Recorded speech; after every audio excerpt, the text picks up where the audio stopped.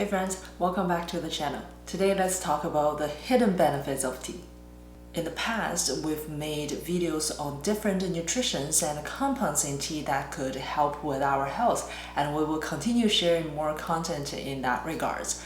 In today's video, it will be a little bit different, a little bit curveball, sharing with you my observations and also personal experience in terms of how tea helped me. In China's tea industry, we actually have many people who live a long life. Sometimes we make jokes saying that 90 years old should be the minimum goal for us tea people. In many regions in China, people have the habit of drinking tea, and they actually drink a quite good amount of tea. So I'm wondering, what's the difference between people who have the habit of drinking tea and people who are in the tea industry who also drink tea? What makes them live even longer?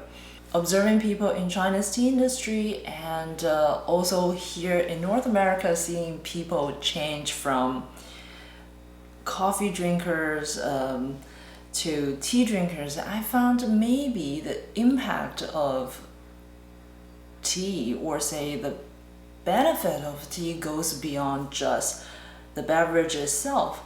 When we want to really taste tea, we're more curious about the nuance, the details, and we're more curious in different flavors, which kind of encourage us to branch out our diet, try different things and different food. So maybe it helps us broaden the variety of diet.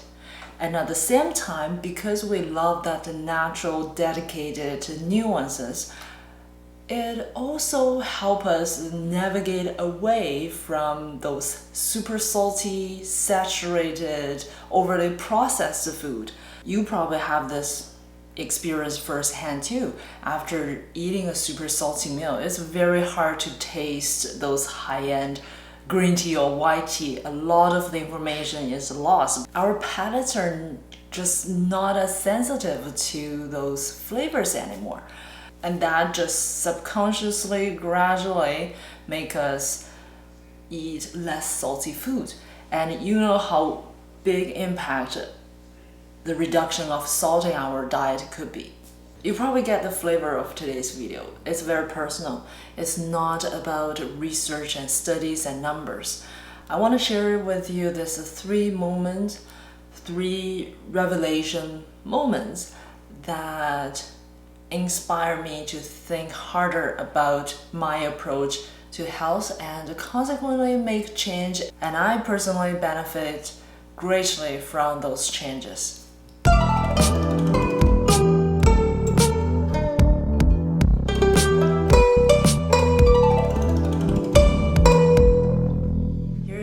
Gentleman at the corner of this picture. If I didn't point it out, you probably wouldn't notice him. I remember clearly that day in Nuitiions. We got up before the sunrise and walked up the mountain to the tea processing room. We were making yellow tea, and by the time we're at the tea processing room, this gentleman was already working in his little farm. And this field was just outside the tea processing room. So throughout the whole day, whenever I look out, I could see him working. Of course, sometimes taking break. But overall, the whole day there in the field with this minimal tool, like traditional farm working tool. I was so impressed by how much energy he has. I could probably do one day. It would be really hard. I would be wear out by the afternoon, I would say, and the next day I would be probably very sore, my whole body. But he was there, and I bet that's not the only day he was there. We're from the city, so we look young, literally look young. The face, we use sunscreen, but people living in the rural part, the tea farmers, producers, they are physically, energy levelly young. It's something that we can never compete with. They can work day after day at a, I think, very intensive level. And oftentimes we were told that, housework is not exercise. You need allocate special time and energy to do workout. And these people, they never did any workout by that definition. And I followed the instructions, and somehow I wasn't seeing major boosts in my energy level. While those people who don't even work out have really impressive day-to-day life. So that was very interesting to me, to make me think in terms of, is that statement true? And is there an alternative approach to look at this? If you've been to China and some rural areas, and in the summer, it's really common to see topless men because it's hot. Hot and humid, yes. And oh boy, I have to admit, tea producers, they have beautiful body. It's a little bit awkward to admit that, but yes, I'm so impressed about the muscles. What I mean is the fitness, the muscles. They're not looking quite Chris Heria level, but very close, very close. And some of our producers are like 60, almost 70 years old, 6 packs, chest and shoulder. I'm like, holy moly, they never use any machine, no dumbbells, but they get that. And guess what? The first thing I come back to Canada after the tea trip, I canceled my gym membership. And that was the best decision I've ever made for my health routine. Of course, it's just for me, not encouraging you to do that. Just before that, I wasn't going to gym too much. I was going to the gym twice a week at the peak time. And later on, I was not going. I didn't enjoy that. From I want to go to the gym and work out and come back, it costs like 2-3 hours. It's a lot of time, a lot of commitment. But I was hesitate to cancel the membership because I might go someday. You know, I think I was just wanted to spend that $50 a month to reduce my inner guilt. And I don't know, seeing those people at the tea farm, how they move, how energetic they are, and it just really made me rethink this whole thing. And that was 7 years ago. And I have to say, I'm super, super happy about my decision. And I'm slowly get back to really love workout, love exercise. I become who I used to be, not so dreadful of going to the gym. That gym thing just didn't work out for me. Last but not the least, this is a major change that happened to me quite recently, and that's what actually inspired me to make this video. If you've been following us for a while, you probably heard me sharing this story, that when we go to the tea regions, when we climb tea mountains, the local people, they don't have any technical gears. They have the slippers of, I'm telling you, no more than $5. The cheapest, the lamest slippers or shoes. We have those fancy hiking shoes, arch support, ankle support, special grips designed for different terrain. You know what I'm talking about.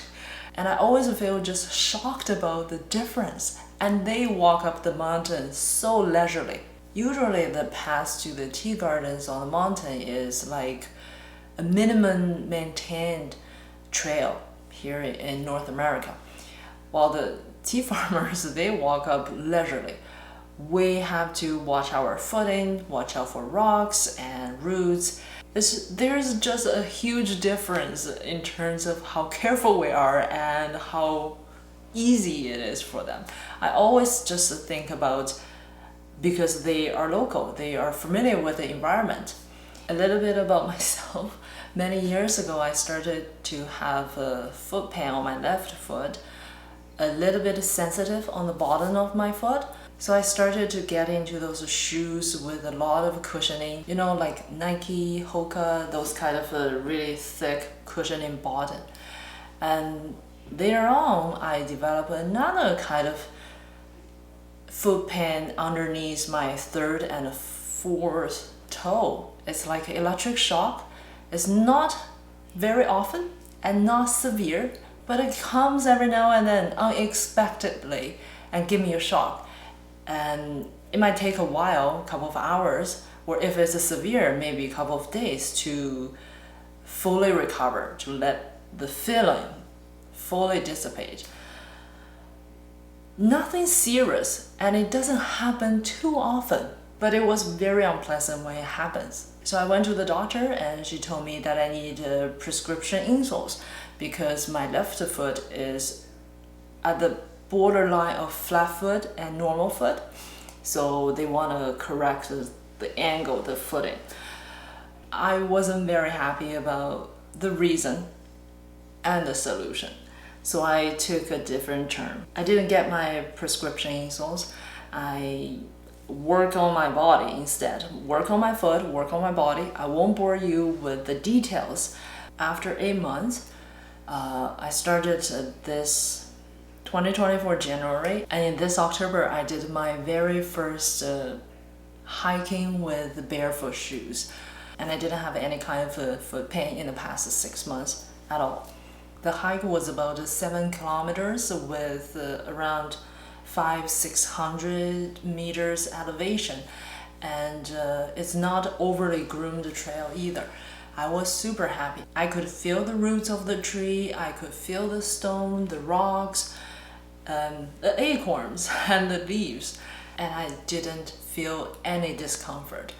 And that's the moment it clicked for me that what happened with those tea producers and farmers is not just they know the terrain, they also have strong foot. They could handle everything. The most expensive, the best gear we have is our body. Do you drink tea for health? Do you notice any changes that the tea brings? Maybe even beyond being a simple beverage. Thank you for tuning in and listening to my story. Until next time, keep steeping.